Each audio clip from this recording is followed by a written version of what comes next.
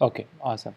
So, good evening, everyone. My name is Ishan Rao, and this is the fifth interaction session for us.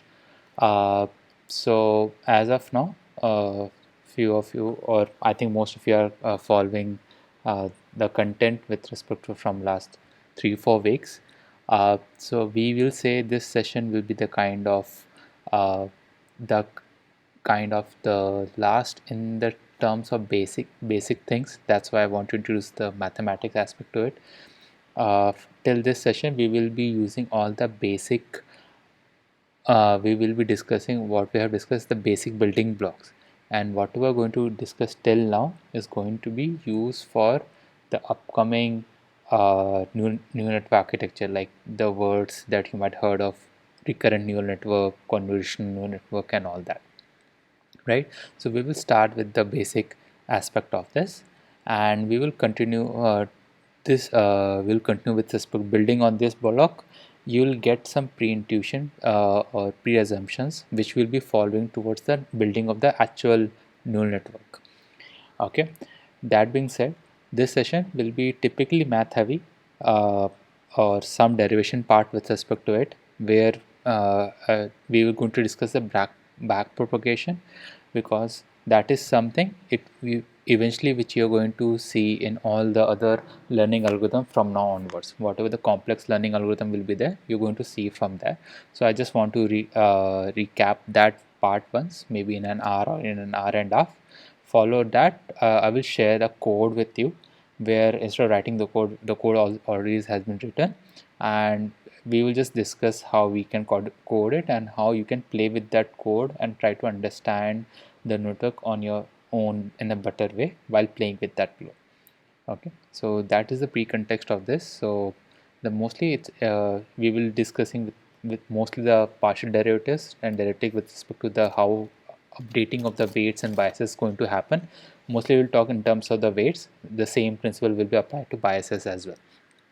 Okay, so if you have any other questions, doubts, please put that in the chat, and from time to time I will see in the chat box. Okay, so that if this context has been set clearly, let's revise few things before starting off the actual math part with respect to this. Okay, so typically we have a neural network. This is a okay. Let me. So this is a neural network. Okay, I just write it as NN. A neural network will have few things, that is x1, x2, x3. This is called as input layer. These two layers are called as hidden layers, and this third out the topmost layer is called as output layer. And all these things are the nodes, you can say. One node is basically a sigmoid neuron. Okay, W means weight vector. So W, when we are saying W1, W2 and W3, it means it is a weight vector. So this will be W11, W12, W13, like that. So it has total 9 to 9 kind of thing. So each row arrow considered as a one weight vector with respect to this, and each node have its own bias. Okay, so B2, B1, B3s are also vector, where we talk about B1, B12 and B13. So let's assume as of now for understanding, one is the first layer, and in the first layer, first neuron is the bias. First layer, second neuron is the bias of the second neuron, and first layer, third is the third bias. Okay, this is a typical new network structure is going to look like. Now, in a typical learning scenario that you have seen as of now, uh, in a simple settings, it will be like I will have some pre-initialized weights W1, W12, W13, like that, W14, W15, kind of like this. Okay, so this weights and bias will be pre-initialized randomly. Okay, so this initialization here is random. Now what is happening is in each neuron there is a two phase. So let me take another color. So let's assume this blue highlighted in the first layer, let's see this, it is called as pre-activation. pre-activation mode, and let's say yellow part, the yellow highlighting, it we call as activation function. Okay, now what we are doing in pre-activation, basically we are trying to do simply like w11 into x1 plus bias 1, right? So simple wx kind of this dot product plus bias, we are adding it in the terms of pre-activation layer. Now in the activation function, we're basically using the sigmoid function, because it's eventually this is a sigmoid neuron, all these things are sigmoid neuron. Okay, so activation function is sigmoid function, right? So sigmoid function, you might know, 1 divided by 1 1 plus e raised to wx plus b kind of thing, right?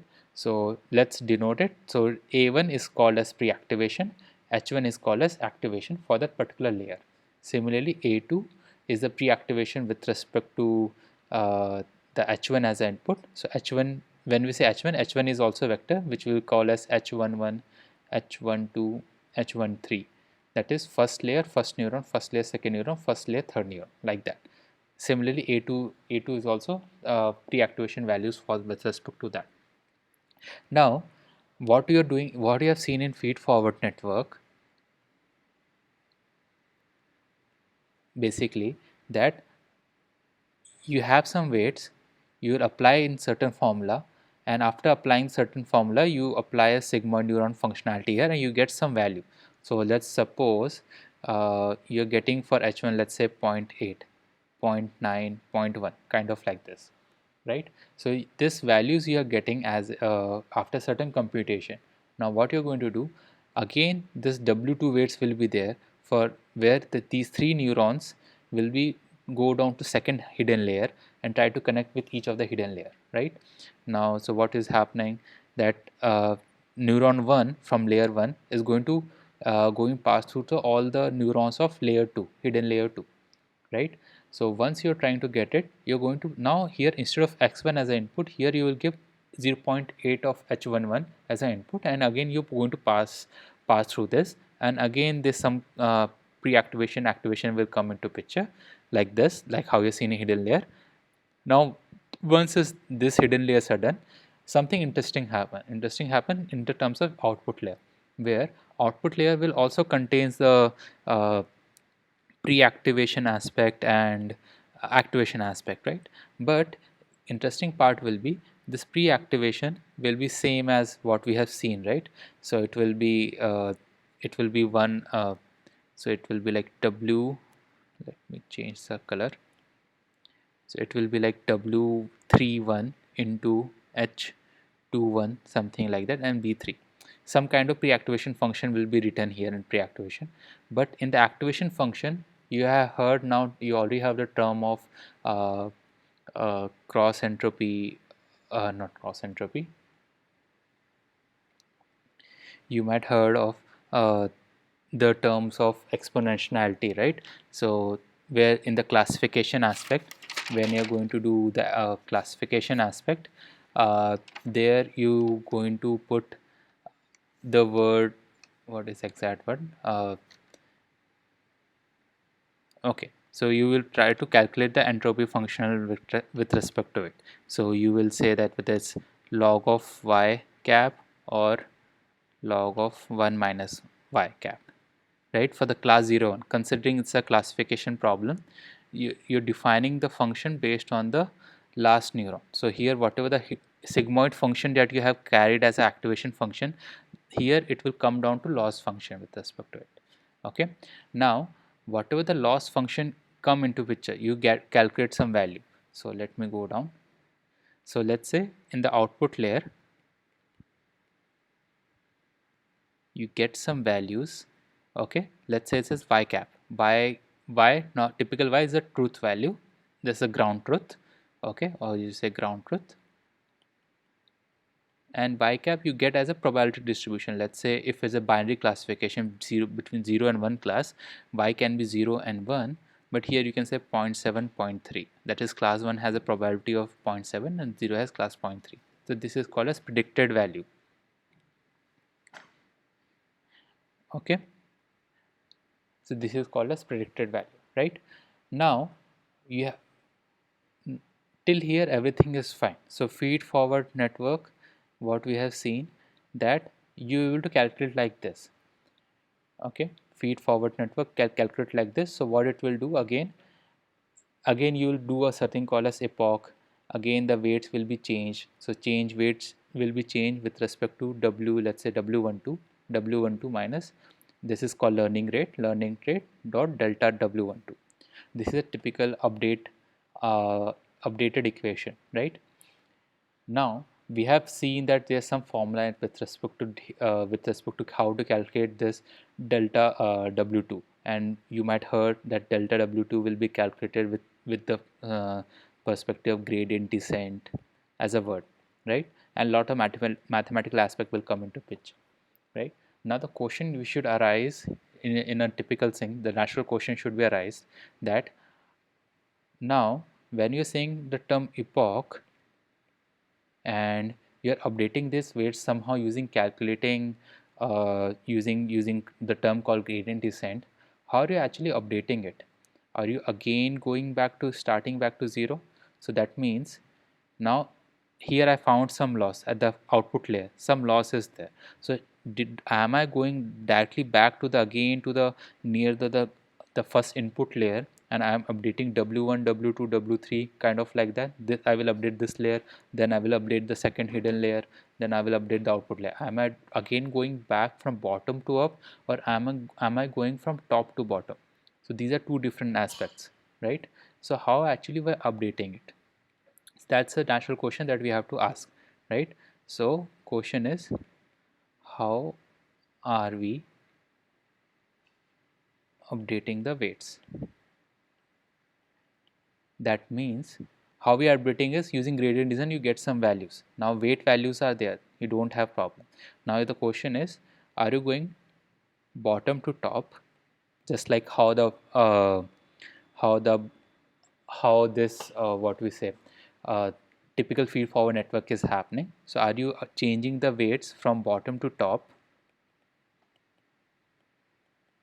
or are you going from top to bottom?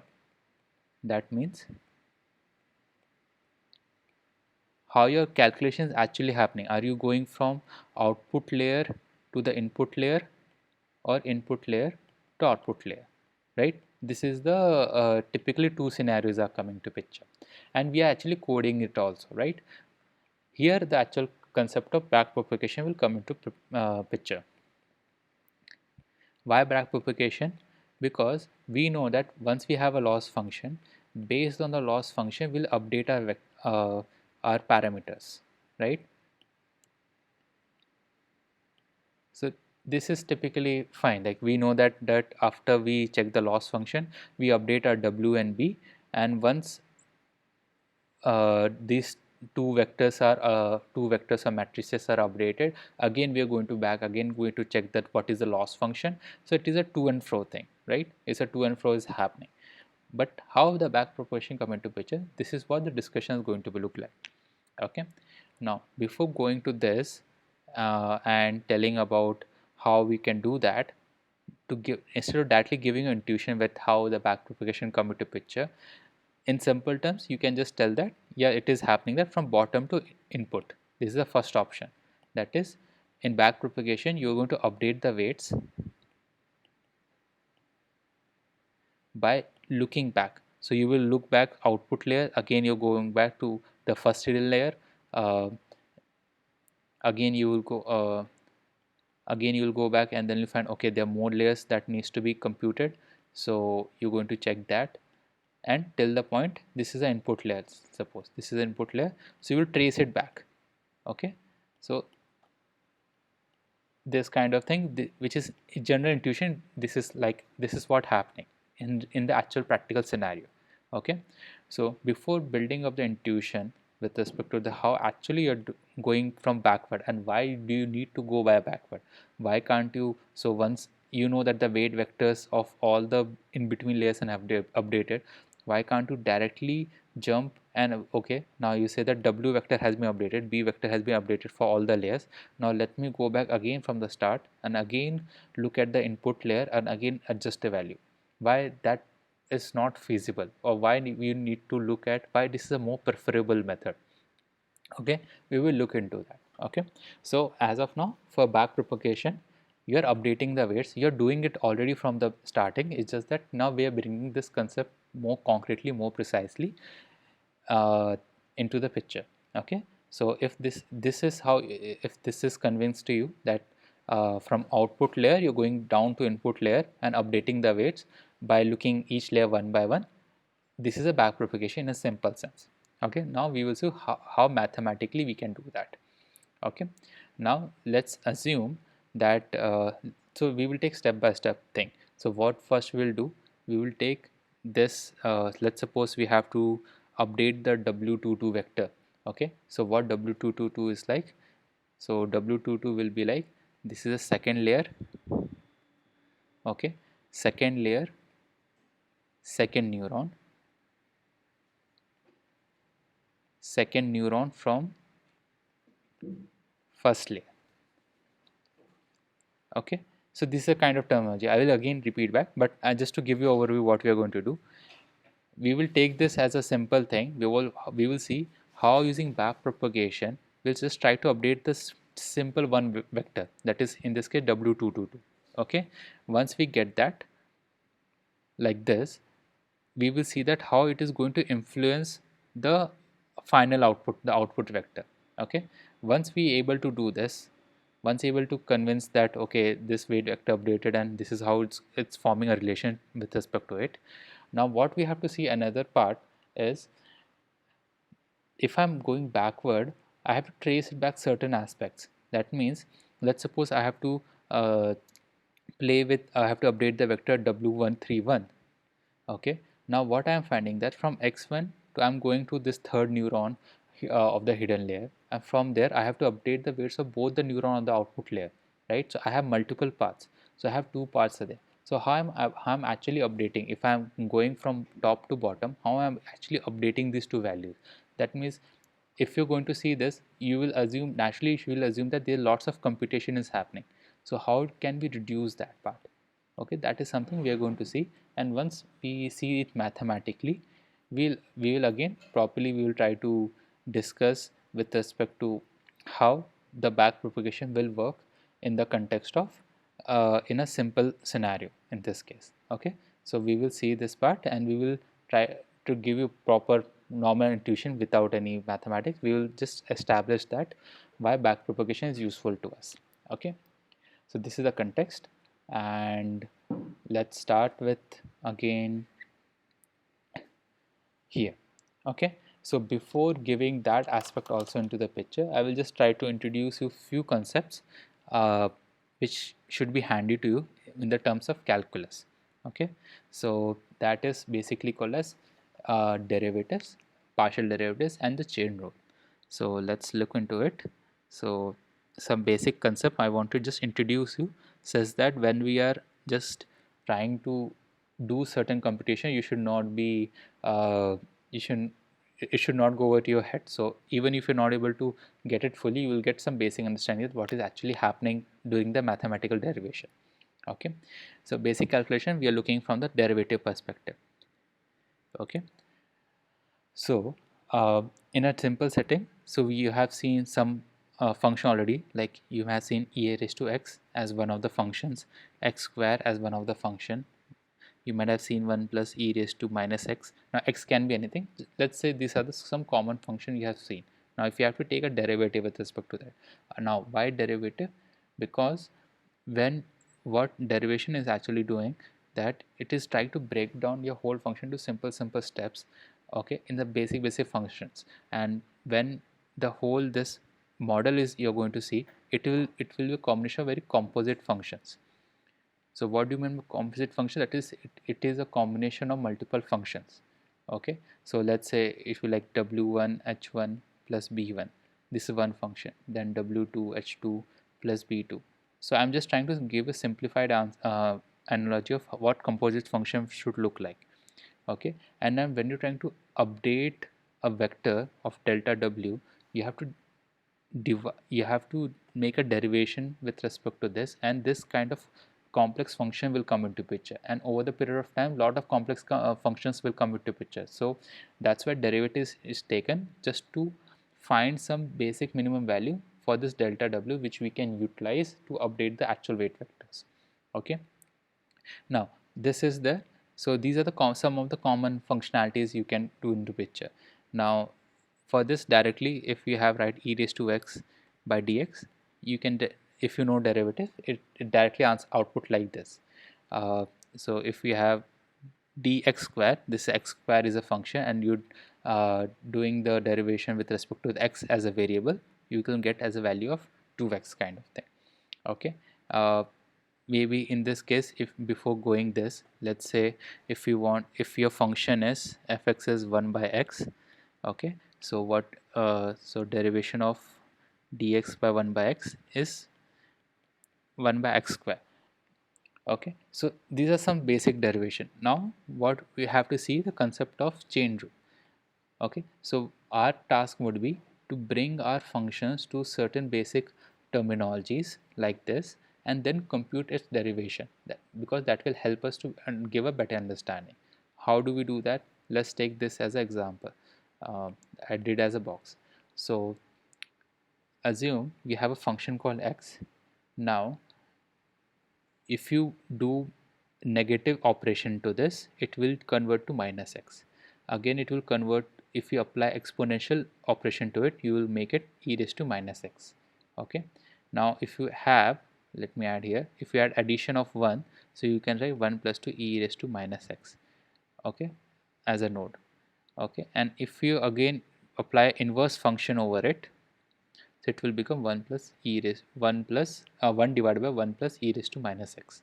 So you can see from x as an input, I have to apply so many operations, that is I have to make it first negative, then I have to apply for exponential, then I have to add 1 to make it this 1 plus e raised to minus x, and then I have to apply inverse function to make the final output like this, right? So this is a concept of chaining of function. Now chaining of derivation will be like, that's chain rule of in derivation.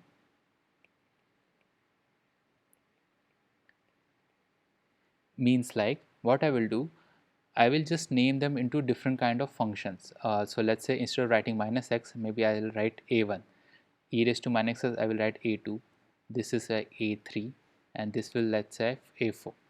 Okay, now let's assume this is actually our y function, this is the output function that we are having, this is let's assume this is sigmoid function, and I want to take out dy by dx, that is derivative of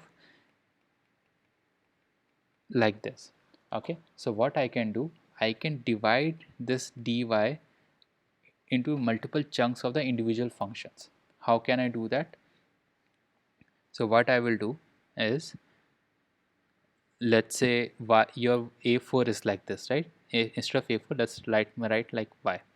Now what I can do is dy by a3 I will do. So that means I'll just write it down. So d3 by d2 and d2 by d1, sorry, a3 a3 by a2, a2 by a1, and a1 by x dx. Okay, okay, so this is a kind of chain rule you can see. Now if you can see, if I just this same thing, the dy by dx, I just convert it into multiple functions of a1 a2 a3 a4 kind of thing. Okay, the same way the chaining of function is happening, right? How you convert x to minus x to e raised to minus x to 1 plus e raised to minus x plus 1 divided by 1 plus e raised to minus x. Okay, the same thing we have done here. We have just expanded it. Why do you need to expand? Because it will help us understanding taking derivation in a much easier way. What do I mean by it? So let's say from the above it is like a3 is equal to e raised to minus x, right? Now if I'm, and y is 1 plus e raised to minus x, so I can just directly substitute it like 1 y equal to a 1 by a3. Okay, so if this is there, I know that if I just do 1 by a3, and if I take a derivation of that with respect to a3, it will come back to minus 1 by a3 square, just like how we have seen it here. So how function f by x, it comes down to minus 1 by x square. Similarly, what I did, instead of directly doing this, I have substitute 1 plus e raised to x square into as a a3 as a substitute variable. I applied it here, and I know the value of a1 by a3 as a typical function, because there are some primary derivatives of that. I did it and I got this as one value. So this part is done. So let me write it down. So this part is done. Now I have to do for a3 with respect to ax. Now let me change it here again. Okay, let me do. Now a2 was e raised to minus x. See, a2 is e raised to minus x. Okay, now e raised to minus x is there, and our a3 was 1 plus e raised to minus x. Okay, so what I can do, substitute is like a3 is equal to 1 plus a2. Simple. If I now, this became more simpler than calculating this. Okay, now once it becomes simpler, what I can do, I can differentiate a3 with respect to a2, because I have a2 as a variable. So if I apply a derivative with respect to s, since one is constant, it will be 0, and a with respect to a2, anything differentiated by a2 is will be 1, right? So differentiation of dx by dx is equal to 1, so it will also become like 1. So in this,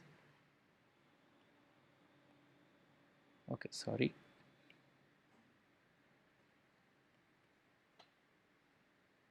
So again, here I got the value as 1. For dy by a3 is equal, I got it minus a3 square. Okay, now I have remaining 2, that is dA2 by a1 and dA1 by x. So if you can, now if you can get a little bit idea, now a2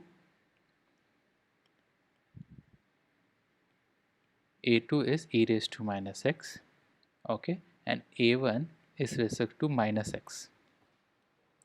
Okay, you can take it like this better. Okay, so once you do this, now we have e raised to x minus into picture, so I can just write it as a2 equal to e raised to a. Now I know the derivation of this because it's basic, one of the basic derivation. So simple derivative function value. So I will, when I, if I try to derivate a2 with respect to a1, let me write a1 here, so I will get the same value as e raised to a1. Okay, now last most, so a1 is basically x. Okay, let's say a0 or a1 is basically x. Now I have to just differentiate a1 with respect to x. Okay, because x are same, so I just trying to keep everything the same terminology. So I am just getting, since I am doing, since the minus is there, the value will be minus 1. Okay, so let's tie up together what we have seen as of now, that for deriving, finding a derivative of this, you can't just do directly, because it's a combination of multiple functions. So what we did, we derive it dy with respect to a3. Now a3 was 1 plus e raised to minus x.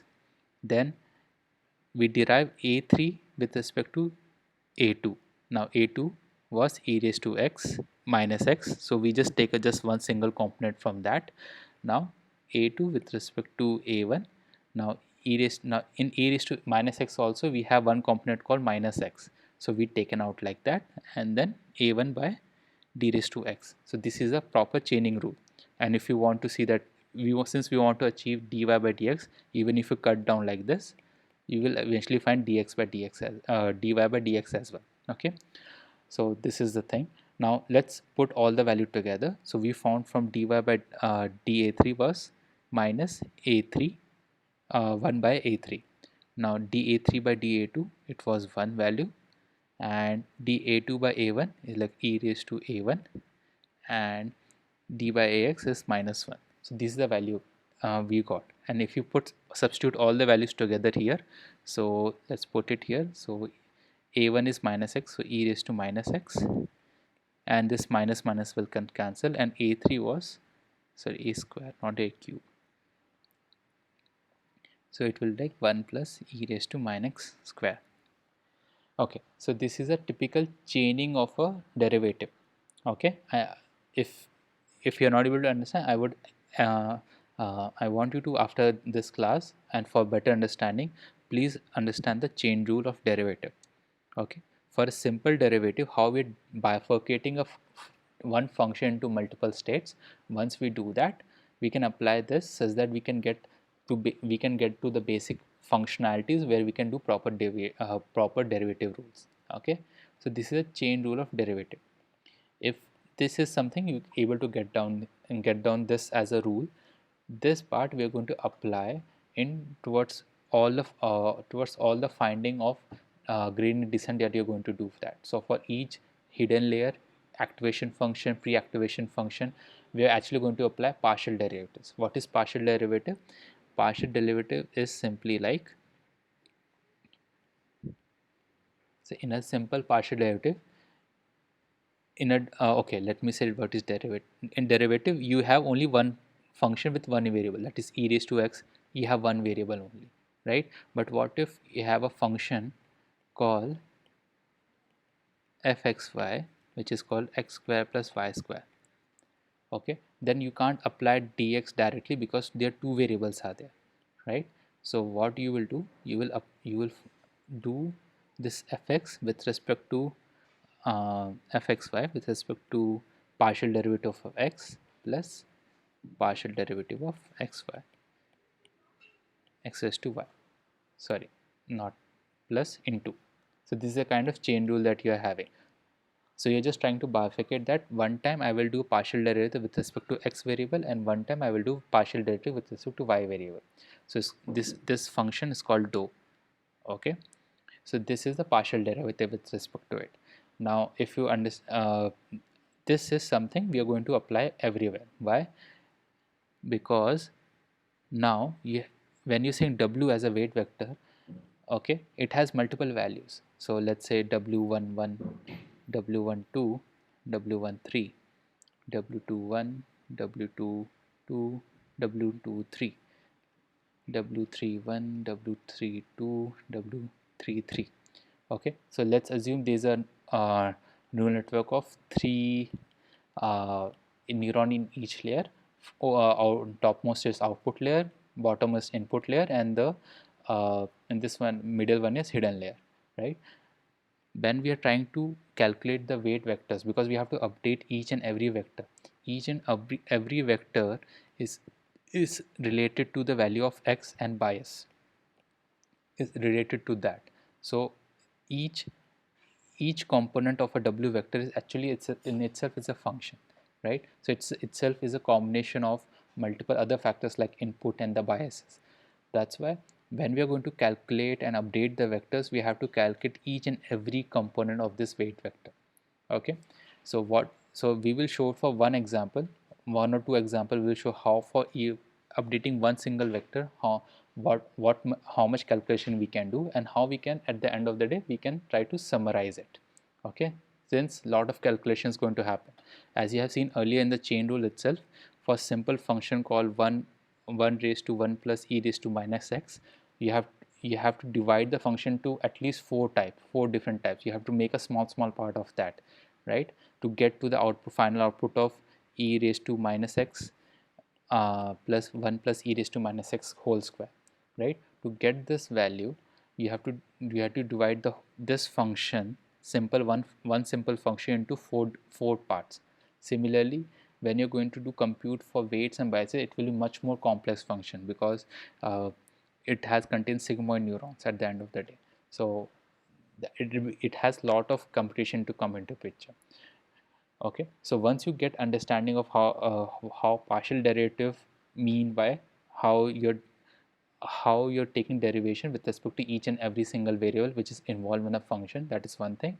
And the chain rule of derivative, once you understand these two concepts, we can start off by to compute how after getting a loss function value, okay, how you can go back and update a one single loss vector with one single weight vector with respect to that.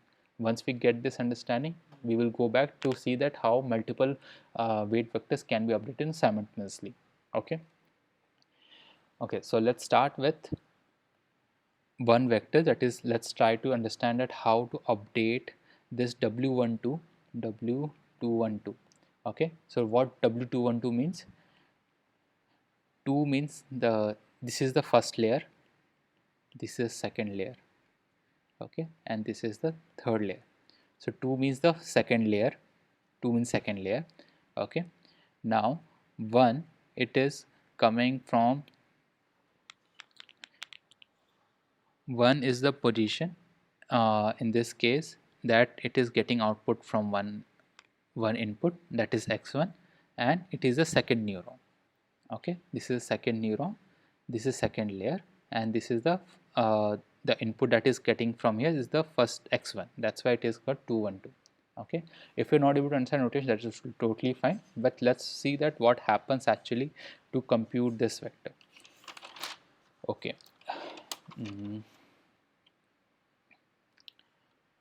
Okay, so how do we compute a vector for this? So let's say let's say w12, you have some 0.8 value. We know in the terms of values, right? 0.8, 0.9 kind of thing, or minus 1.7, 1.2 kind of thing. But we have to define in terms of function to get a better understanding. So to update a vector, let's say 212, while updating the rule, it will be like 212 minus some learning rate and delta w212. Now what this delta w212 is our interest, because this is where you are actually calculating the gradient descent. Using gradient descent, you are updating this value. Okay, so this can be tell as loss function with respect to the function weight vector 212. Okay, so L is the loss function. Now loss function can be mean square error or the cross entropy, like that. So maybe we'll start with, since we know much better loss function of the mean square error, we will take L as a mean square error, and we are going to do a partial derivative with respect to 212. Okay, that is what we are going to start with now.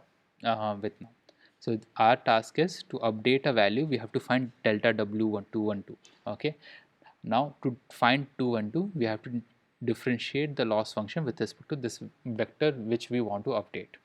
Now if this is clear to you, let's me define L also, that is loss function, that is simply uh, considering it has only two neurons here, that is neuron 1 and neuron 2 output layer. So let's say it has y1 cap 1, y2 cap, y2 cap and y1 cap. Okay, that's the output layer. So it will be like I raised to 1 to 2. Yi is the ground truth, and yi cap is the predicted output. Okay, so these are terminologies. I'm assuming it's quite similar. And if you try to, for this above network where it has only two neurons, what we can do is we just expand it. So that means y1 by y1 hat square plus y2 minus y2 hat square. So we just expanded this part into this function. Okay, so this is a loss function. Now this is the typical loss function. Now considering the chain rule that we have seen, how we can write it down. So this is the gradient that we trying to identify with respect to the vector weight 212, right? So how we can write is, okay, let me define one more time here. Okay, let me write something here, pre-activation and activation function. Okay, so in output vector, we have seen that this is y1 hat and this is y2 hat, right? So upper part, let me define it using yellow. This is the final output that we are getting after calculating the loss function, right? But this below one, which is where I'm highlighting with red, this is called pre-activation function. So this is like A21, say A22, and this is called A21. Okay, so this terminology I want you to remember, that this is a pre-activation function and above is the activation function with respect to it, and we have to try to update the weight vector of W212. Okay, now what is happening, that I know now this whole function, that is if I want to find the derivative of loss function with respect to this two values, I need to see what are the immediate intermediate components are here. Okay, so one is y cap, another is a12. Okay, so let me try to define it mathematically how it look like. So after loss function, I have y1 cap above, and below in the same node I have a12 as a pre-activation function, right? So what I will do, so if my y cap is the loss function, that is I'm getting certain value, right? So what I will do, I will just write this function as function of loss partial derivative of loss with respect to a21 into partial derivative of a21 with respect to weight 212. Okay, now we can convince with respect to each here that the loss function, we are trying to derive it from the pre-activation value that we are getting here in the a21 and at2, and after this, on top of it, we are applying the activation function like loss function, sigmoid function, or something like that, right? So we are doing with respect to this. So we, even if we cut that, we can get back to this. So this again is a kind of chain rule of derivative that we are doing. Again, we can more classify it. Now in a typical neuron, we have seen the bottom half, right? But we haven't seen the upper part. So how we can define it? Like the same thing, this part, square, the box part, we can write as loss function with respect to the y1 cap into uh, the partial derivative of y1 cap with respect to a21 and partial derivative of a21 with respect to weight 212. Okay, so this is something we are defined for loss function with respect to weight vector 212. We are defining finally the equation like this. This is a kind of chain rule that you are getting.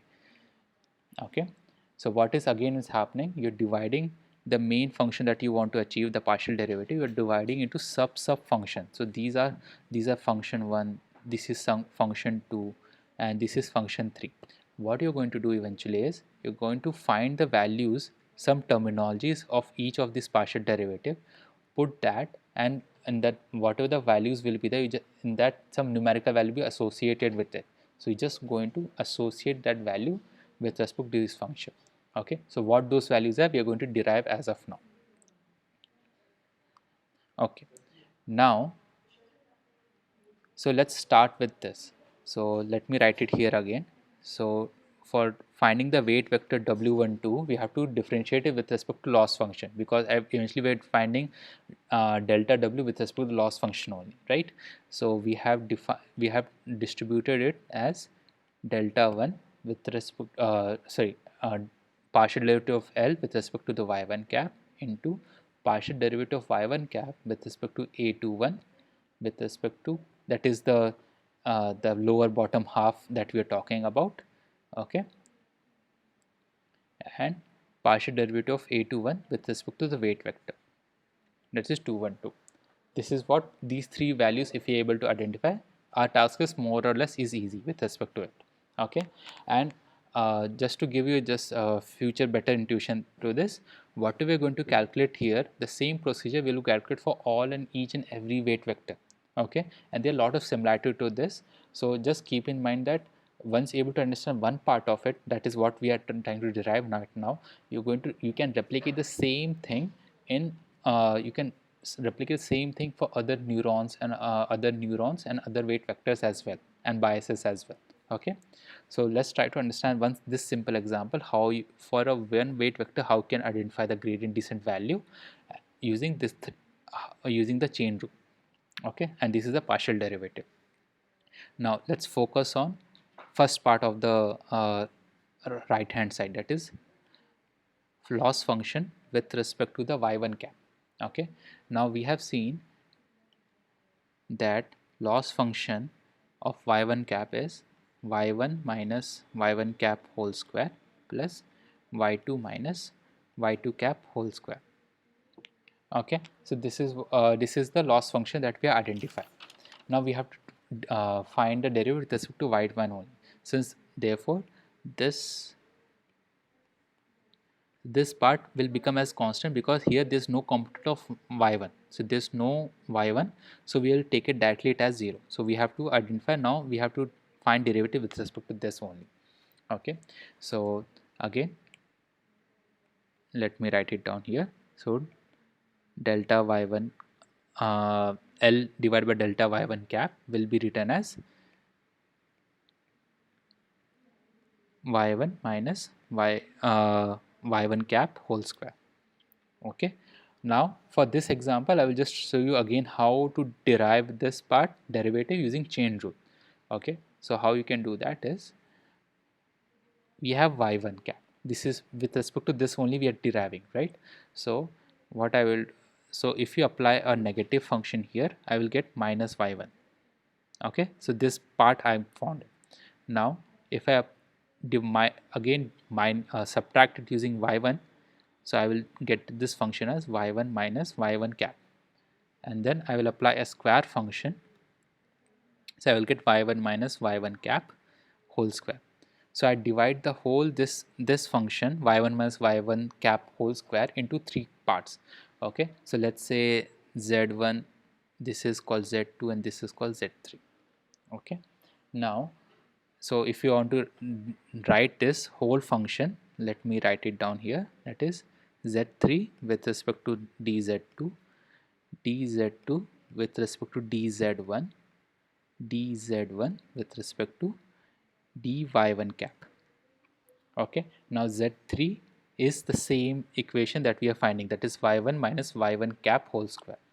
Okay, so we are finding this as a chain rule. Okay, so let's do it one by one. So dz3, that is z3 is this and z2 is this. So we can see that z2 is basically we can write z3 is equal to z3 is equal to z2 square, right? Because we have taken the one component like this. So we can write it as this function as dz2 square divided by dz2.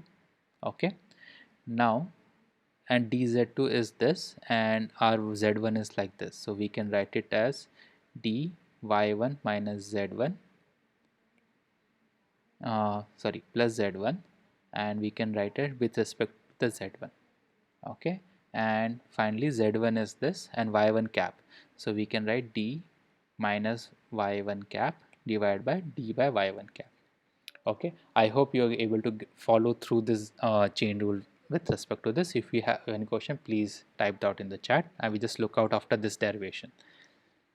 Okay, now once you do this, these are the, now it come down to basic derivation. Now you don't have to put much effort with respect to that. You know anything of z2 square will become 2z2, and here it will be only one value, so plus 1, and here it will be minus 1.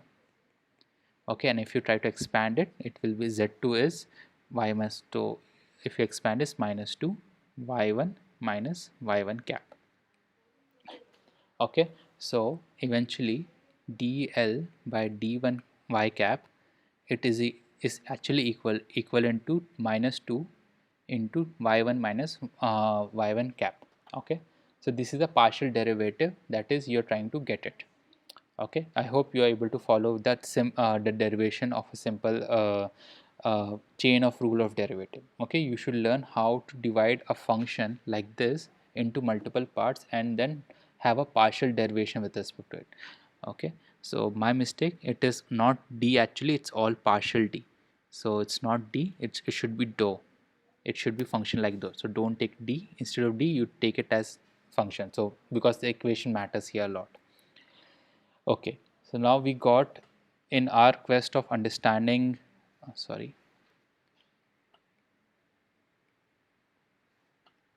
So in our quest to understanding this part, we identify the first equation. Now we have to find for y1 hat with respect to a12. Okay, so let's see what is y1 hat with respect to it. Now we got for the loss function with respect to y1 hat. Now what is y1 hat here? So y1 hat is basically a typical sigmoid neuron. Okay, so or we can, what we can do, we can derive it properly, right? So let's write it as Okay, let's see what is y1 hat from the equation, this thing itself.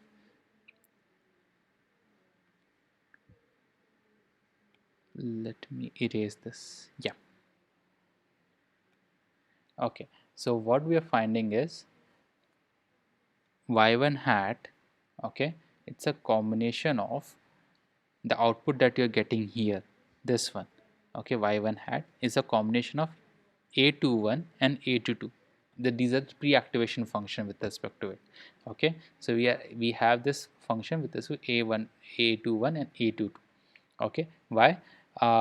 Because it is because when you're trying to find as a probability distribution, what we do is we try to find the value in the terms of probability distribution as a21 with respect to the summation of all the values that you're finding a with respect to a1 and a22. That's how we find the.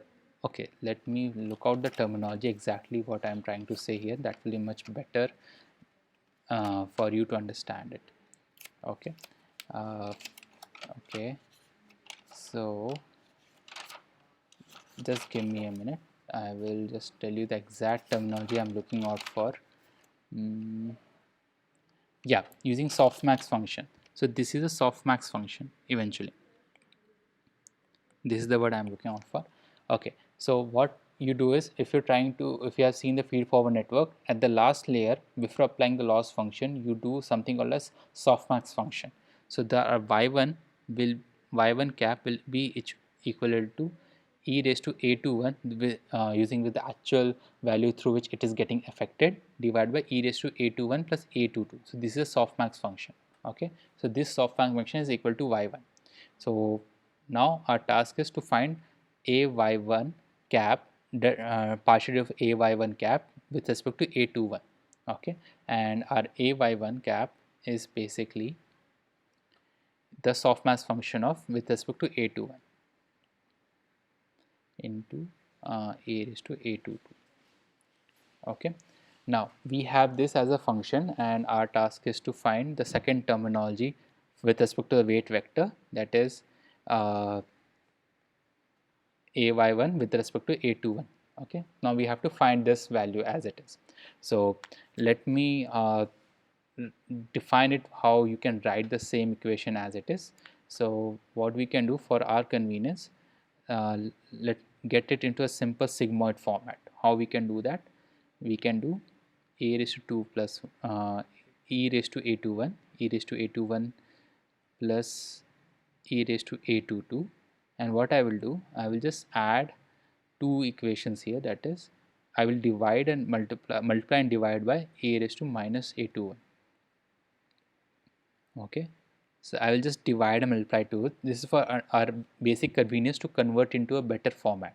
So once I am able to do this, I will get, if I multiply this, I will get the value 1. So numerator will become 1, and if I multiply this one with this, I will get it as 1 as it is, and it will become a raised to minus a22 a21.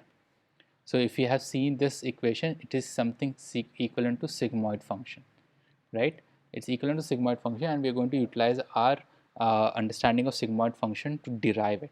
Okay, because that will give us better understanding with respect to it. Okay, so let me quickly do this. Um, so D now equation will become a21. So how you can define it as is, if you want to write this as a chain function, I will just tell you what is it. After that, I will just write the actual answer. So if you want to derive it as a chain rule, you can say, because it's a21, right? So after a21, you will multiply with minus a22. So this function will become z1 is equal to minus a22 a21. Okay, so this term we have found. Now after that, we'll apply a exponential function, so that will become z2 is equal to e raised to z1. Okay, after that we'll add 1, so they will look at z3, which is equal to 1 plus e raised to 1 plus z2. Okay, now after this we apply inverse function, and we'll get it as y1 cap is equal to 1 plus 1 by z3. So eventually we divided the whole equation of this this equation of 1 divided by 1 plus e raised to minus a2 a11 into 4 different parts. And if you try to take individual derivatives of this with respect to uh, dy1 cap with respect to az3, that is z3, then dz3 with respect to dz2, uh, dz2 with respect to dz1, and dz1 with respect to da21. If you do this, the final output um, will be like, let me write it down here first here. So y cap with respect to a21 will be like, I'm just writing down that this thing, z3 square into e raised to z1 into minus a22. Okay, now if you try to expand it, if you put all the values of z1 z2 z3, you'll get a very big expression. Okay, now let me write that also to get you a better understanding.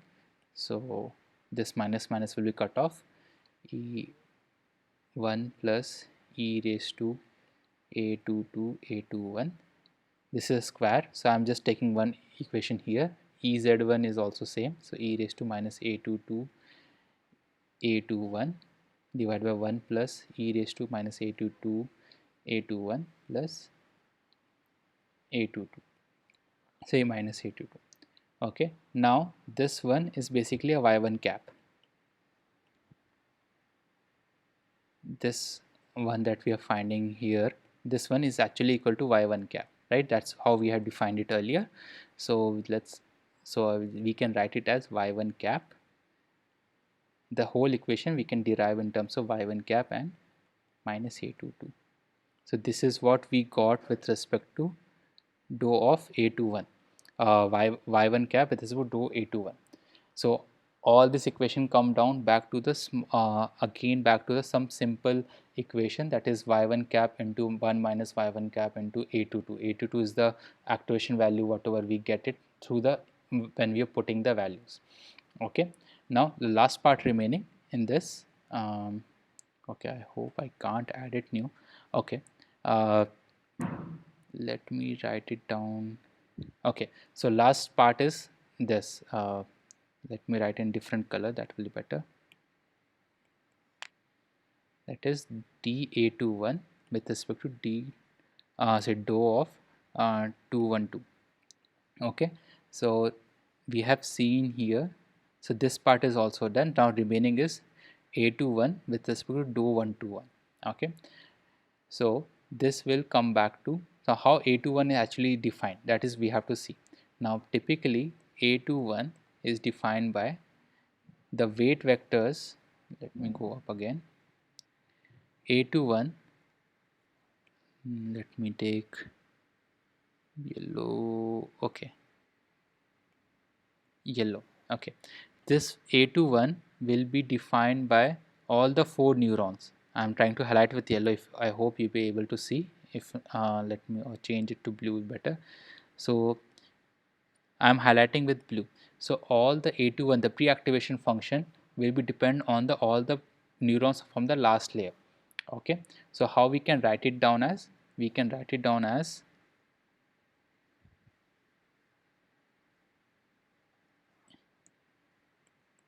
A21, which is equal to the weight vector of previous layer, that is A221.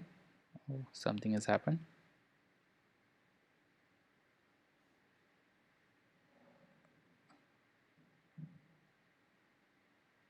Yeah, A21 will be dependent on weight vector of the previous from the lower layer, that is 1, and the activation function from the lower neuron. Similarly, 212 12 H12 W213 H13 plus W214 H14. So in a simple term, what I am trying to say is this A21 is dependent on the H value of the hidden layer, that is here H14, H13, H12, H11, and whatever the weight vector assigning to it. So it is like A211 212, kind of like that. So all these vectors are depending on this a21 value. That's how they are dependent. Okay, now if you have observed right now, we are trying to identify the dou a121 with respect to w212, because this is what we want to update, right? So except this, all the other functions will be considered as a constant, so we will get it as 0 0 0 with respect to this. Only we have to observe only these two values only, that is with respect to w212. All others will be acting as 0 in terms of derivative. So when we try to derive it, it will become as h12, because it will directly calculate, and this is also considered as a constant, so it will be become 1, and h12 will be remain as a constant value as a final this thing. Now to summarize what we have find from all the derivation of the one vector, so we have done all the derivation for one vector just to get this value, loss function of loss function with respect to weight vector 212, from where we're trying to update the value, right? We divided into three different functions, and if we try to pull it all together, it will be like minus 2 y1 minus y cap into, this is for the loss function with respect to y1 cap, with respect to a1 will be like y1 cap into y minus y1 cap minus a22 into h12. Okay, h12 is coming from this, so h12 from here, let me highlight with green. This box of which I am highlighting green on the left right hand side is coming from a1, deriving the y1 cap with respect to a21, and the above one, the first equation, we are getting from the loss function with respect to y1 cap. Okay, so in this half an hour of derivation, of 40-50 minutes of derivation, we have found the derivative only for this value. Now we will easily available for y1 cap and a22 and h. These three values we can easily get it when we try to substitute any function. Okay, whatever the weight vectors and everything is happening. So once we get that value, we just need to substitute in this equation what we derived, and we will get some value with respect to the delta w. Okay, we just need three value, y1 hat, a22, a12, to update the value, to get the delta w value, which we again going to post in, okay, so which we are going to post again in w1, w212, which will be eventually we'll use for updating the weight vector 212. Okay, if it is going little above head, please let me know, but the context is, if you're able to understand that how you're using partial derivative with different functionalities to get a certain values which you will get in the terms of this that you have seen in the above, that is a1 h1 y1 cap y2 cap. In this function, these values will be numerically you will be given to you, a model can be given to you, but how to update even simple value of w212, we have to do a lot of derivation with respect to it. The aim of this derivation or partial derivation to help you understand that the updating a weight through a loss function not only depends on just one single value of neuron, the lower neuron to the upper neuron, but also on the surrounding values. All the other neurons that you're having in the hidden layer will affect the calculation of the W212 weight. If that, this is the kind of intuition that I want to give you through this, or try to convince you through this derivation of updating one single weight. Similarly, for other weights also, when you're trying to update a value, it's not only dependent on the neuron and the weight, but also the surrounding neurons and its own weights as in their respective weights and biases as well. Okay, this is what I'm trying to convey through this derivation. Okay, uh, so let's take a break for 5-10 minutes, maybe try to see, uh, I will share you all this sheet what I am doing right now. I can't share it online just like how you can do for collab, but I will try to share the same sheet once this is uploaded. I will do that.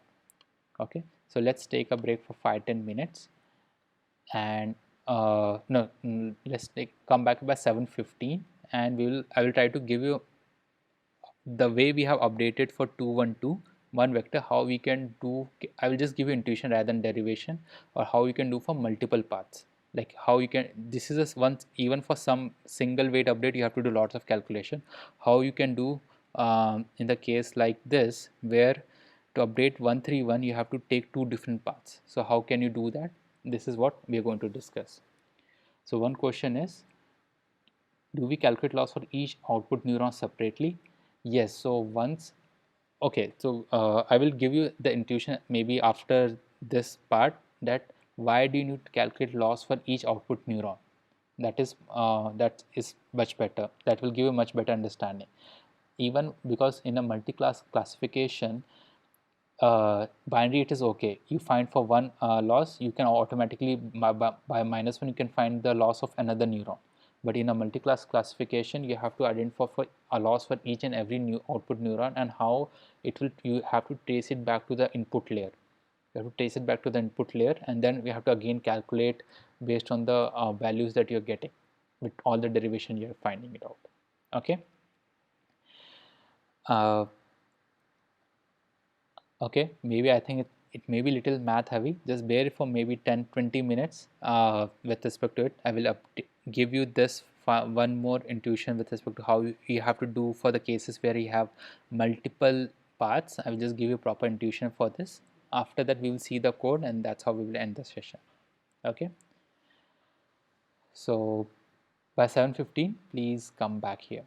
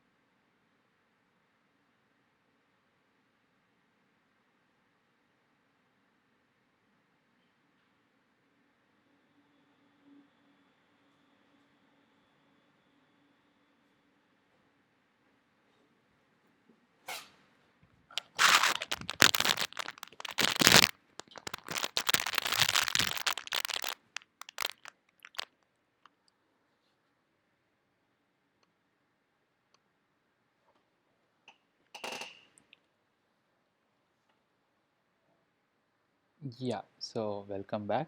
So at least in the last 1 hour, we have seen lot of derivation and lot of derivation with respect to how you're breaking a single function into multiple sub functions to get a final output, and that on those sub functions you're doing uh, a derivation on top of that, such that your job will become easier, right? Uh, at least if I have to summarize for last 1 hour, what we have done is just to get you I just wanted to convince you that uh, you might heard the term in a more generalized way, such that I can give you more better this thing, that the deep learning that you're doing, you're not it's kind of black box. If you have heard the term black box with respect, you don't know what is actually happening within the system, right? How it is learning it. So if you have used ChatGPT and all, you don't know exactly what is actually happening, how it is able to give me much better answers with respect to it. So a lot of uncertainty is with respect to is present here, right? But now what you are actually trying to see, that if you want if you actually want to understand it, you can explain many aspects of the deep learning model, but you have to go by it is very complex in terms of this function, that even for updating one single vector you have to do 2-3 page of derivation, if you have to be very brutally honest with respect to it, and you have to take care of multiple factors. That is something called as A2, and that is pre-activation or the activation of the previous layer, right? The weight vectors of the from the activation to the node neuron in the which we are through which we are concerned about. So a lot of computation happening only for finding the weight for one, updating the value of one vector. So let's assume that in this simple neural network itself, you might have 3 4 is to 4 16 16 into 8, like 24 24 weights. So for each and every weight you have to do proper derivation with respect to it, finding, adjusting the values into that, and you have to do a lot of computation with respect to it. And this is very simple, right? The more it become big, the more it's harder for us, at least for human, to get a grasp of how the updating is will actually happen, right? So that's why the concept of black box is come to picture. You don't know the how model is learning, but it's somehow learning, right? And this, if you can get a little bit understanding that you're doing certain partial differentiation, you're doing applying certain chain rule with respect to derivative, which involves multiple components with respect to its own layer and the previous layer content. Okay, if you can get that aspect, you can understand that how the gradient descent work into picture on updating the weight value. The same process will go for biases as well. Okay, so my task is here to get to your intuition that the black box which is actually coming to picture is actually a series of lot of computation which is happening in the background, which you don't have to take care about. Usually it will be taken care by directly by software, the TensorFlow and PyTorch library, but you should know at least some intuition what is actually happening in the picture behind. You might not need to know the values and all, but you should know the process behind it. The process is something that we have seen right now in the terms of partial derivation of one weight vector, how a weight vector gets updated, right?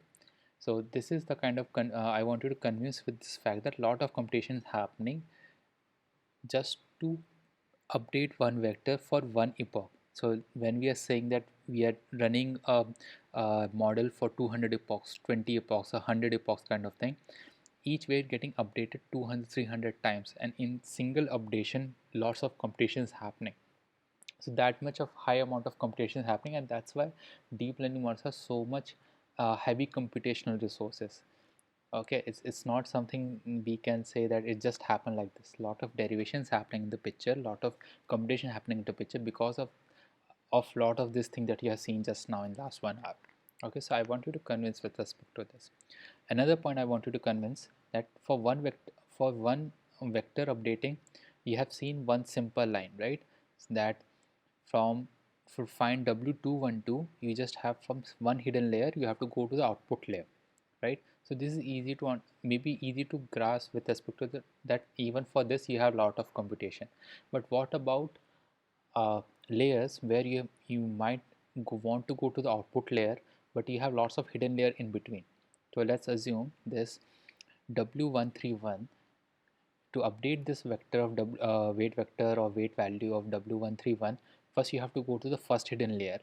From first hidden layer, you have to go to the output layer. Now output layer will have two neurons, so you have two parts. So you have, because you have to update with respect to this also, right? Now why you have two parts? That is the first question that we can naturally ask for. The reason of two parts is, now I can see, let me, okay, yeah. Now I will say, based on this I got some loss function value. Okay, I got some loss value. Now I will say that, okay, who bring me this loss? Okay, so I will so the y1 cap and y2 cap, this neuron, they will say that I didn't bring this loss. I got whatever the loss function value you got is because of the value of a21 and a22, because these are the inputs I had taken as an input, and whatever the output I am calculating using softmax function I am giving you. Okay, so based on input I am getting the output. That their definition of difference of y1 and y2 cap. Now you will ask that, okay, why you're giving wrong input to the, you will ask this, you will ask, you will term them, accuse that a21 a22 are not giving correct value. So you will ask them, then what they will say, that no, this is not my fault, I am getting whatever I am giving as an input based on the weight vectors of w2 weight vectors and the h1 pre-activation functions. Okay, so these are, and plus bias.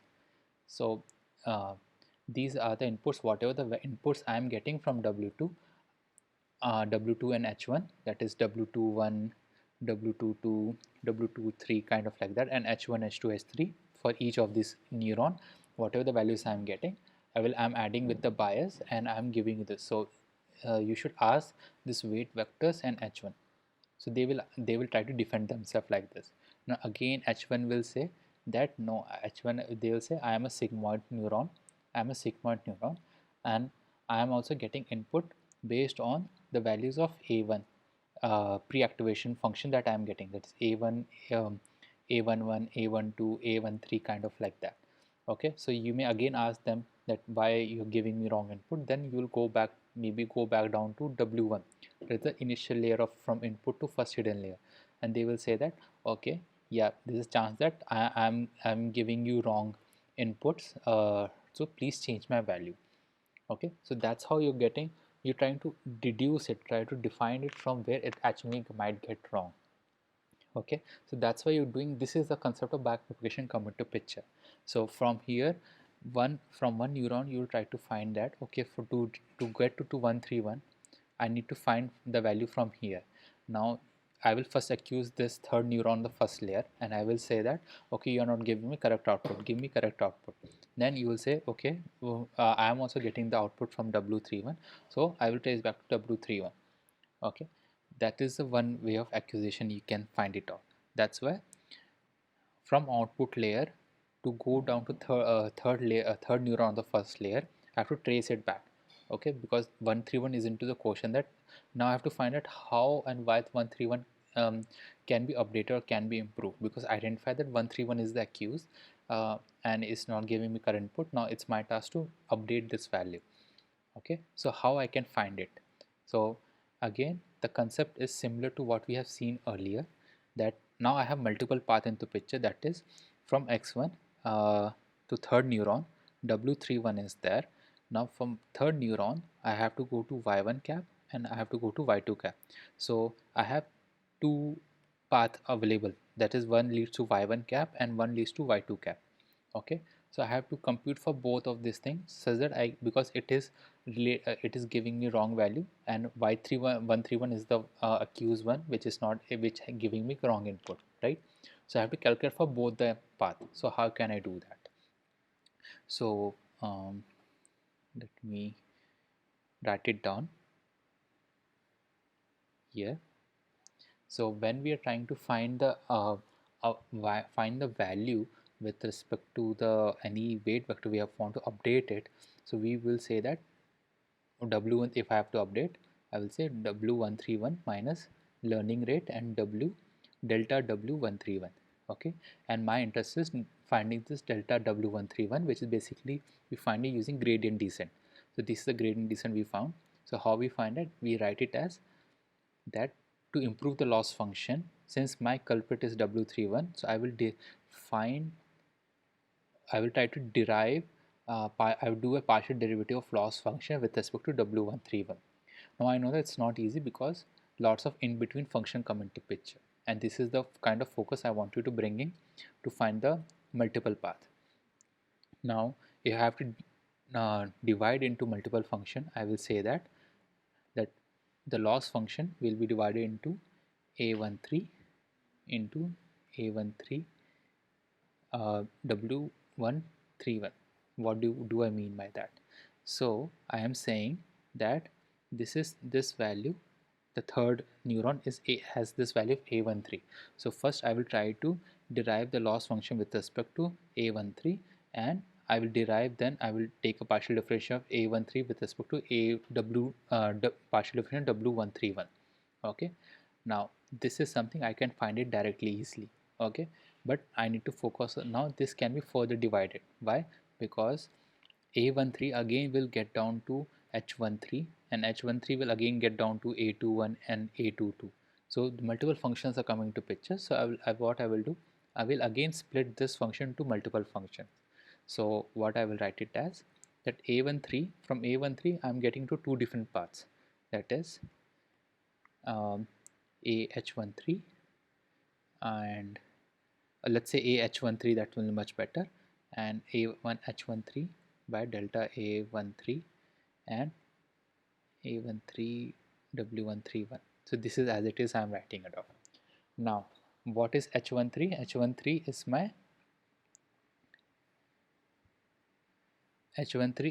my okay, I'm highlighting it red right now in the third neuron, that is the activation function. So H13 is my activation function. From there till now I am here. Now from here I need to define these two values for A1, A21 and A22, or the output layer neuron. So to do that I will divide again this function into multiple paths. So let me write it down here. Let me take black again. So I will write it down with respect to delta loss function with respect to A21 and A21 with respect to H13 and LA22 partial of A22 into A22 by H13, and the rest terminologies will be same, like A13 by uh, partial differentiation of A13 H13 by A13 and partial differential A13 by weight vector 131. Okay, now this is something I'm able to identify. This is my two paths that I'm talking about. If you try to expand it, you will get the same value. Okay, now my focus is on this underlined part where I'm getting multiple paths. So if I have k paths, that is if I have output layer k neurons, so this partial derivation will become into plus k. That is more equations or partial derivatives will come into picture. Okay, again I can again try to substitute them, and I can more break them into more smaller functions. So let me write it down one more time.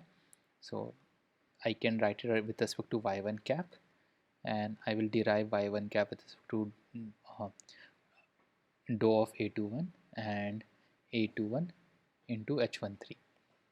Okay, so what I have done, this function I have wrote it like this. Okay, this function, the first two equations, the first two functions that I've written, I just derived this into this, I just expanded it because this is the lowest level I can get into. Okay, and similarly for y2 cap also I'm trying to do it. So y2 cap by a22 and a22 by h13. Okay, so this equation I just derived it from the second neuron, that is y2 cap. So I just define y21 cap and y2 cap here, and this two terminologies will remain as it is here. Okay, so let me just, for the sake of completion, let me write it down. That is dou of h13 by dou of a13 into a13 dou of a13 with respect to dou of w131. Okay, so this is the equation that with the partial derivation you have to find. Now put all the functions of y1 cap, a12, h13 into the picture and you will get some values. Okay, so this is what we can, again the whole derivation will come into 4-5 pages of what we can do for identify w31 for updating the weights.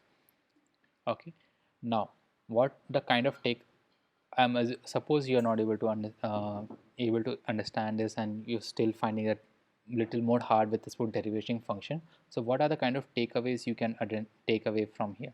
So that will be much better to give you this.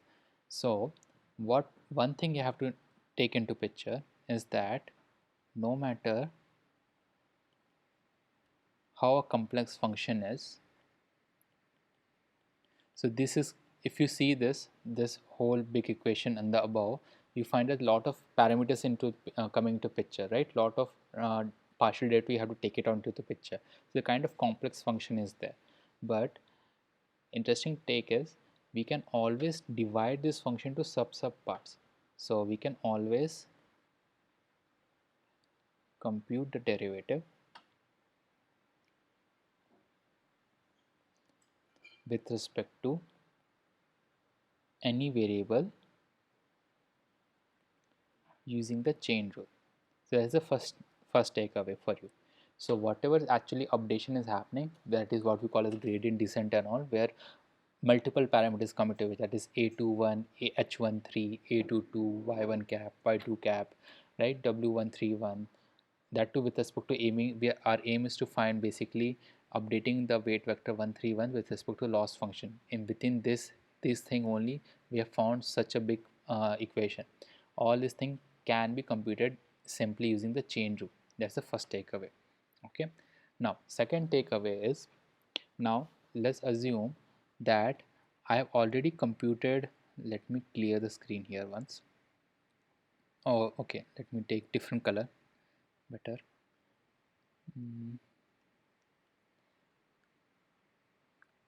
Yeah, that will be better.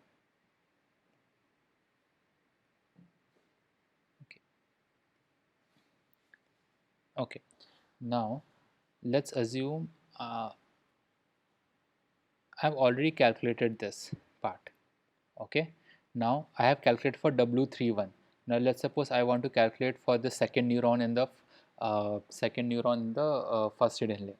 Now again I have to come back to this first output layer itself, right? I have to compute A21, A22, H2, H21, H22 kind of thing, right? Or Y1 cap, Y2 cap. So I already computed this using some equations. Okay, I don't need to compute it again and again and again. What I can do is, once I found for one typical layer, I can just substitute this value while computing the values or updating the values of any weight vector associated with the second neuron, right? Similarly, let's say I have multiple hidden layers in between. Okay, so let's say this is input, this is output, and these are the hidden layers. What I need to do, I just need to certain important functionalities or values of this output layer, keep it safe in some variable. Okay, whatever the values I will have, and then whatever, because we have permutations a lot, right? Because each neuron is connected to each other, this is fully connected. So all the input layers are connected to all the layer number 1 and layer number 2, so all are connected to each other, so there are multiple permutation combinations coming to picture. So you can't take it for each and every, again derive it, again calculate it. What you can do is, I have found certain values already during my first few iterations. Let me store the values somewhere, and I will then compute, try to, when I'm trying to, let's say I'm highlighting this using red now, let's say in the second layer first neuron, what I will do, whatever the values I have computed first output layer, I will take it as a byproduct because it will eventually come into picture, and I will take it and store it and I will try to compute it. So again, I don't have to compute it, I will just keep take it from the past thing and then I have to compute. Similarly, let's say second neuron, the first layer. Now I have to go through this. So what I will do, I already calculated this part. I already calculated till this point. So I will take whatever the value I'm getting from here and I will use this value to I'll use that value, store value, to compute my next set of iterations to update a particular vector. Okay. So the second takeaway with respect to this is, while doing if you do a lot of practice with respect to derivation and all that, you can find that we can use or reuse lot of work by starting backwards, basically using backpropagation. The reason why backpropagation is more important is we can use lot of these values what we are computing and computing simpler elements in the chain.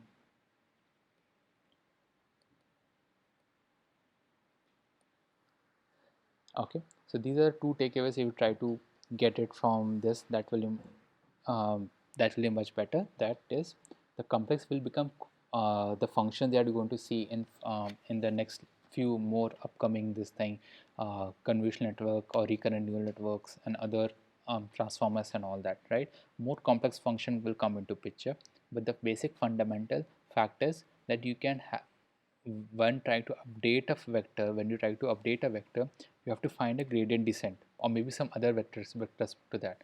For that, you can always need to use the partial derivative, and to do the partial derivative you have to decompose the function into multiple smaller functions. Okay, any complex function you can derive into simple function using the chain rule.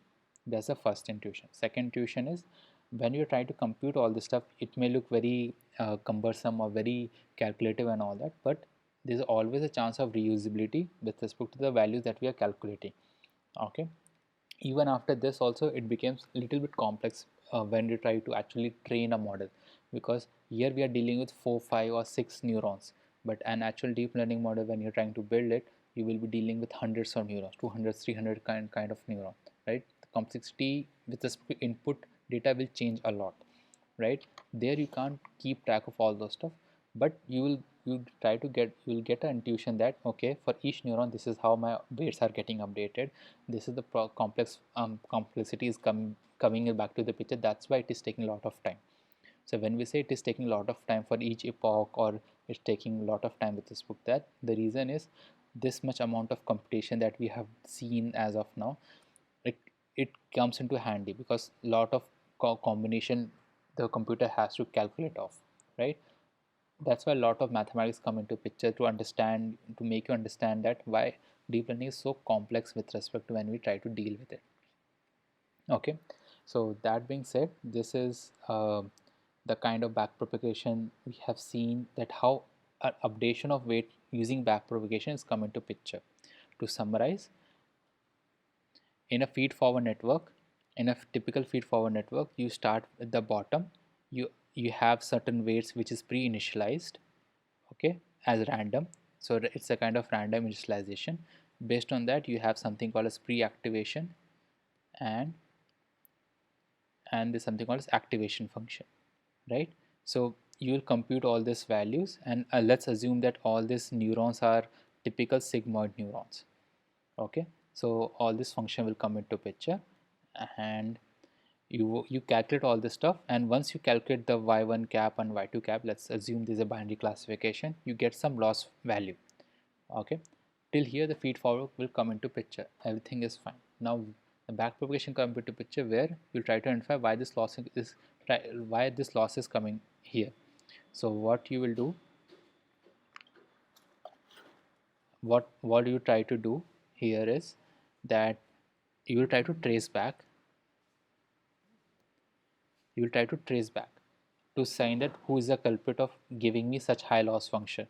So from there you try to trace back and see the all the from the places from where you're getting a different kind of values to till that point, right? So you trace back here. So that tracing back using the partial derivative and the chain rule will come into picture, and you try to find that, okay, maybe from the starting of the weight vectors, maybe from here I need to start changing. So I will trace back and I will update my weight vectors accordingly. Then again this feedback loop again will come into picture, feedback not feed forward network. So once my vectors have been updated using backpropagation, again from the lowest layer, again I will start computing. I will go to the end, I will find again the loss function. That is, so that we are getting is a one epoch. So in one epoch you're getting forward, tracing back, you after one epoch you find some loss function, you trace back, you find the delta w and delta b, that is grads, basically gradients that we call as, we find the gradients. Once you find the gradients, you update all the weight vectors. Again in the second epoch you will again go back from the bottom, you will calculate again, you will find again the loss function, again back trace, again see that where you can update the weights, again go back. So that's how the epochs are happening in the background. Okay, and that is a kind of basic mathematical intuition I try to give it to you. Please practice it just to get you convince yourself that whatever you're doing is not something backbox, it's not something randomly happening in the background scenario. Lot of computation is actually happening, and it has some mathematical base of fundamentals of why certain weights are updating of certain weights, or certain images, or any problem you're trying to give, how it is learning. It is coming back to the fundamentals of partial derivatives and the chain of rules with respect to that. Okay. uh, Now what I will do is I will just let me open the code which I want to share you with, and which you can play out typically, such that uh, we can see that how you can play with it, and how each and different vectors you can play with. Okay, how what is the importance of each vector activation function. The activation function plays a role while learning a certain kind of role was while learning a certain patterns and all like that. Okay, so let me stop sharing the screen once. I'm loading it. uh, okay, let it get connected. In the meantime, I'll just close the screen. Okay, I will just explain you the code. I will just share let me share the code as well.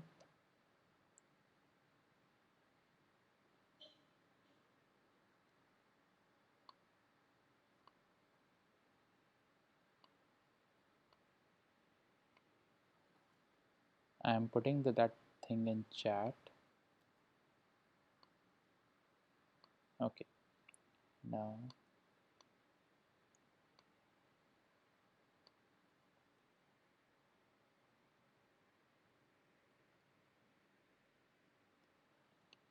okay, so I hope you can see my screen as of now.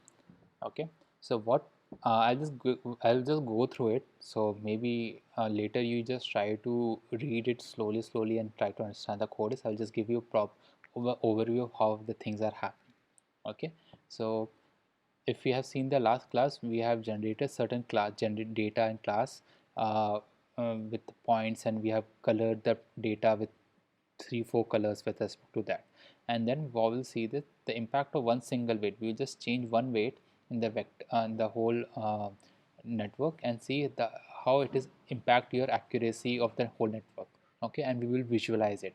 Then we will try to see in the proper larger networks where we are going to update each and every weight, and we will see that how it is impacting it. Okay, so the code is all written, it's running, so you just need to maybe try to run it and maybe try to understand line by line. The first this thing is basically updating, importing all the necessary libraries. This is the customized matplotlib thing that I want, and this is a random seed with respect to this. Okay, so to make a random data, generate a data, we use a function called make blob, make underscore blob, where we are taking 100 samples, and let's run this. So, and it has we have divided that 1,000 samples into 4 different colors. Okay, so there is green, light green, red and orange kind of stuff. So this is a 4 class, and our task is using feedforward network with the help of backpropagation, which you are already doing it, but let's now make it more explicit in the terms of scale-up backpropagation. Okay, there's something called vectorized backpropagation as well. We will maybe see the another session. So what our task is that feed forward for multi-class classification, we have to define a kind of line to separate all these 4 different type of data. Before doing that, let's start with binary classification. So what we are trying to aim is, so let's, before going to the 4 classes, let's go with the simple 2 classes where we have the red points, and we are going to divide this red points and green points into 2 different classes. Okay, so that's our objective. So we will train using train test split, and we get that 750 values for training and 250 value for testing. Okay, now this is our first feed forward network where we are initializing simple weights. So we have 3 neurons, sigmoid neurons. Each neuron has its 3 biases. Okay, and considering we need only 2 classes, so let's say x1, x2. Okay, so for each neuron it will have 2 inputs, that is w1, w2 for neuron 1 from x1, x2, w3, w4 for neuron 2 from x1, x2, and then this neuron for first 4 weights is the hidden layer, and the output layer will be has 2 neurons, that is either red and green, for where the weights are w5 and w6. Let me see, I can show this thing or not. Okay, so this is the basic this thing. uh, the try to be represent is there are 3 neurons h1.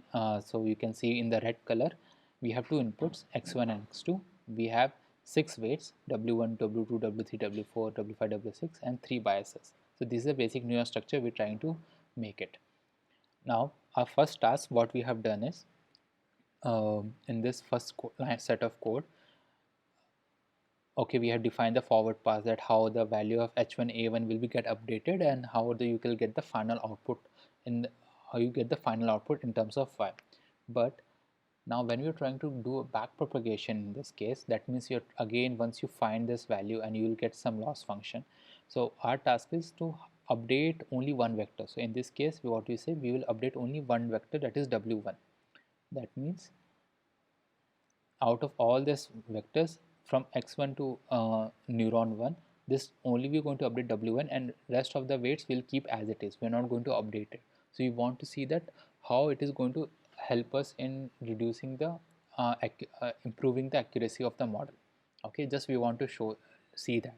So instead of putting all other weights, we just updating only one vector, and it is getting some through formula through derivation. So let's assume that this is a proper formula. If you want to see, you can get back to the older lectures where we have derived this part. Okay, now there's a something called fit function where the whole learning part is written, that once you call for forward pass, then you will do the apply for grad function, that is for calculating updating the values, and then you update the w1 vector only, rest of them will be keep as it is. And then this is a code for displaying the output. Okay, and this predict function, which is at the end, can predict it. So let me run this. So what we are doing, we are initializing one based on the above network, where we are just updating w1 value. We are just calling initializing one ff and w1 as a object, and we are calling for fit, where we are going to train this model on the data of binary classification data we have seen earlier, green and red and green points for 500 epochs for learning rate of 5, and we are displaying the loss. Okay, so we are displaying the loss. So let's see what the output we are getting.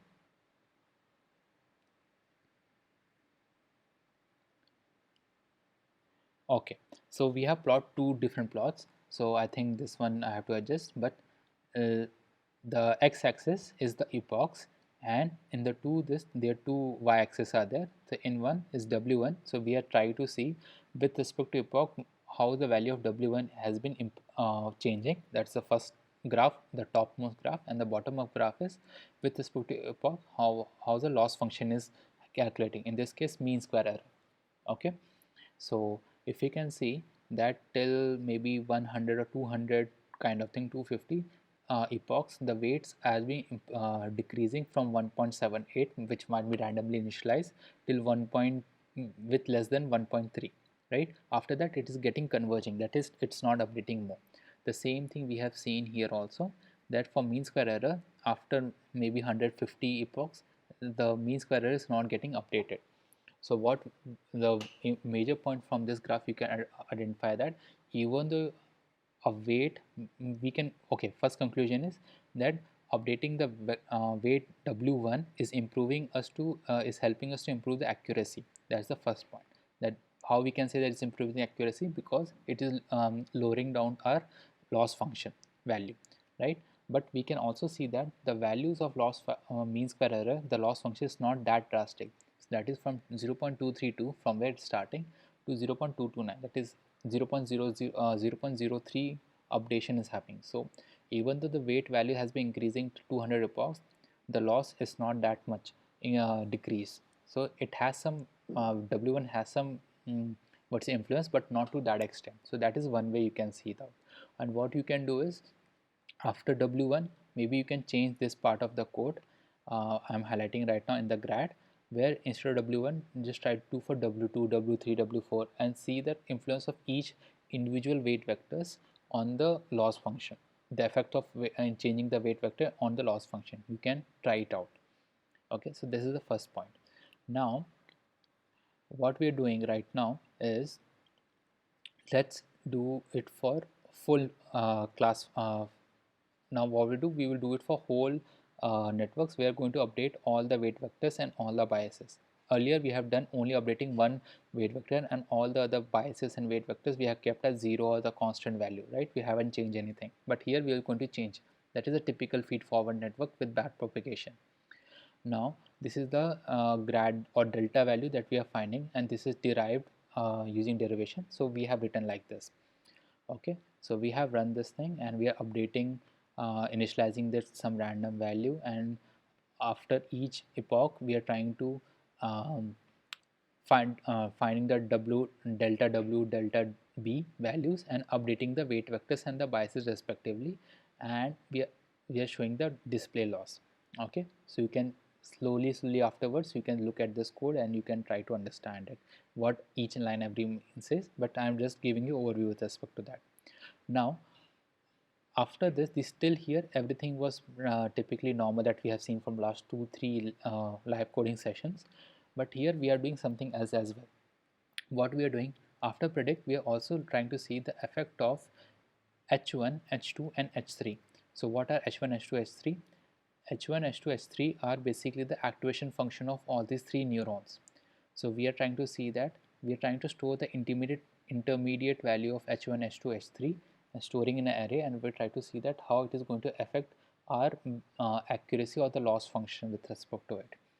Okay, so we are so while storing the values of h1, h2, h3, we are just making a list, and we are putting we are trying to see the influence of h1 on the y predicted value and all, and we are going to show it, we are going to visualize it for basically for visualization. So we want to see the impact of activation function on the accuracy of the model or training the model with respect to this, how better it is influencing us. Okay, so that's the purpose of this code, and we are trying to fit this with 2000 running epoch. Learning rate is pretty high, that is 5, and we are trying to show the display uh, the loss as well as displaying the weight. So let's see what it will do.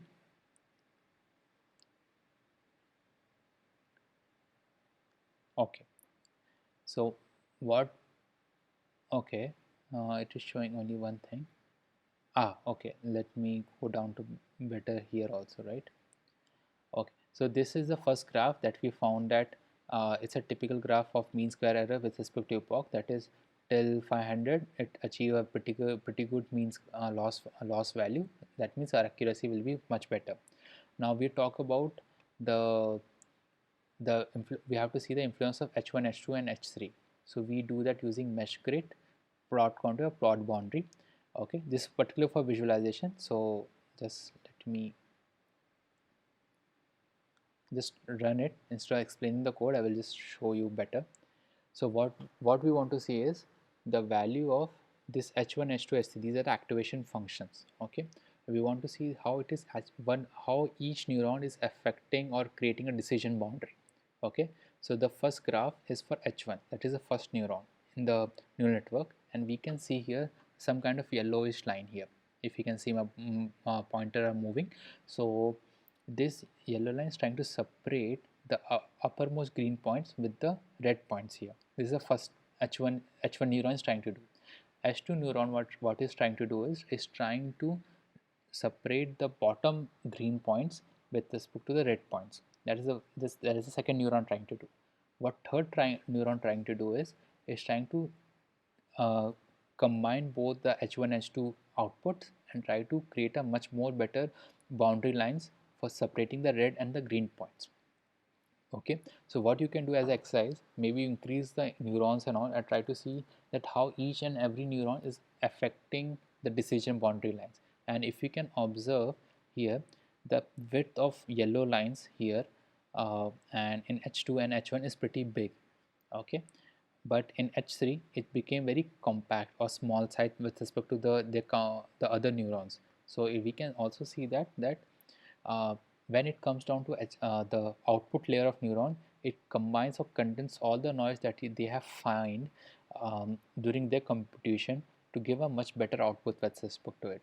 Okay, so this visualization tells about how each neuron is playing its role in finding the decision boundary for separating the green and red points. So that is the code with respect to it. So please check it out with respect to that. Now we are going to plot another visualization, that is to show you that okay, we have seen for each and every neuron, right? But what we want, that we also want to see that how with each epoch the weights of the each weight vector or weight value and bias are changing. So for that, this is the code that we have written. Okay, so what we have done is for since 2000 epochs are there, for after every epoch we are trying to update certain values. So how to read this value? So to do that, let's go up a little bit to give you better understanding. So in this image, to visualize a matrix, this is how we are storing it. So the second row, if you can see, so for each neuron we have three values: b1, w1, b, w1 and w2. Okay, so that's how the weight vectors and biases are being adjusted. So here also visualization wise, b1, w1, w2 for neuron 1, for neuron 2 is w3, w4 and b2, and this is a hidden layer, and the output layer is b3, w5 and w6. Okay, so you just look at this image, what are the values are here, and just try to map it out with this value. So obviously the first row, first column, and the last two columns of the first row are 0 because no values, we are not interested in those values, we kept it as 0. Okay, uh, so this is a kind of, we call it as heat map. Okay, the lower the value, uh, so it define a range from, that means if it is positive it is green, if it is medium is yellow, and if it is less, very less value, it is shown as red. This is called heat map. So if you can observe maybe after spending some time how the values of weight vector and bias changing after each and every 40 epochs. Okay, you can see also for, you reduce the number of epochs and you can see for each and every epochs as well. Okay, so you can do that and you can see the values here.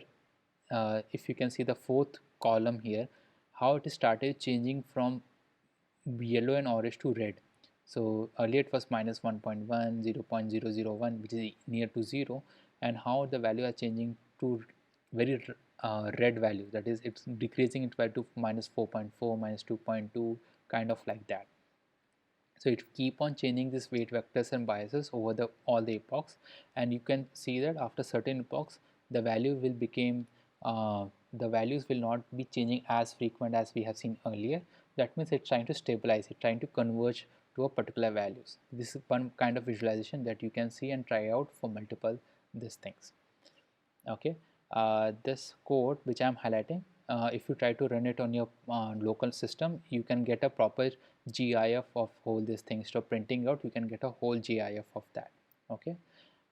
In Google Colab, and the functionality is not available, so that's totally fine. So whatever the value we have get, our model training accuracy is 0.98 and 0.94, which is pretty good. Okay, and this is how the final output look like. Okay, this is how the final output look like. The same process we have applied for multi-class classification as well, where we have output of four, the same points has been divided into four different classes. So that's why the output layer is 4, hidden layer is 2 layers, and we have input of x1 and x2. Okay, and this is how the output layer will be look, the epochs that we have seen earlier in the terms of heat map, this is how it will be arranged. Okay, so same code you will write it down here and you can run it and you can see it yourself, but I will just go for the output as of now. Is updating the weights and all those stuff, that is totally fine. In this multi-class classification we have applied softmax function and the log cross entropy as a loss function. Okay, so this is the log loss on the y-axis and the epoch. So with respect to epoch, how the cross entropy loss function, it is actually decreasing over the period of time. This is one thing. And to see the weights, instead of now looking at each neuron, we are trying to directly see the weights because weights are of more interest to us. And we can so we have defined this epochs with respect to each and every 100 epochs, what is the condition of weights. Okay, so you can see that how the weights of values are changing for multi-class classification. Okay, and when we try to do for multi-class classification, we have get a accuracy of 77%, which we can increase it with the modification of hyperparameters of learning rate and epochs and all that, like that. And the final output is something like, if you can see the big green small green dots or small dots are means that they are correctly identified by the model, and the big dots of various colors has been considered as wrongly identified. Okay, so this is what its final output look like. So I want you to play with this, maybe understand it slowly one by one. I have shared the link already in the chat box. So maybe try to change the number of epochs, see the values of weights, that in the 1900 weight, the if you can say first row and first column is minus 8.7, but if you go by the 0th epoch, its value was minus 0.16. So how from 0.16 to 0.18.7 it is going? So that means the value of this bias has been very influential to the model training. So wherever you can see the dark color, that is green and red, there you can see that it has influenced a lot in the model training. Those values has been influenced a lot in the model training. Those are like yellow, a very light color in range like 1.1, 1.3. They are not that much influential to that. So that's another way of reading that this code or this understanding the weight vector. Okay, so as of now, I know I have run through the code very quickly, but I want you to first go and see the code, run the code, and try to see how it is actually impacting, and how it's impacting, how each neuron is impacting, how each vector is weight vectors and bias are impacting. So I want you to try it out. Maybe by next session, if you have any doubts with this code, I can explain it. Okay, so in summary, what we have discussed is, let me just a minute. So what we have discussed is the mathematical intuition of how updating a single weight vector includes lots of complex computation, but we can do it more simpler way by uh, dividing a complex function by dividing into much simpler functions and then do a partial derivative on top of that, and any complex function can be divided into simple functions. Okay, that's the first takeaway. Second takeaway is that even in that complex function there are a lot of reuse component will be present, so which we will use it to calculate our the complex all the complex functionality that we have, all the computation we can reuse a lot of number of times.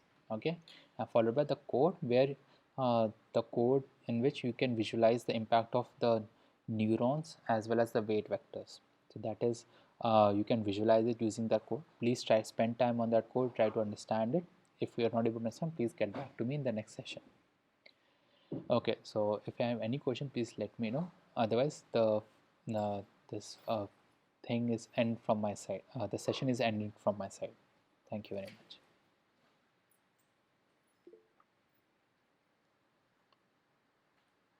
Okay, thank you so much. Okay, so in that case, I'm ending the call if no one has any problem. So let me stop the recording once.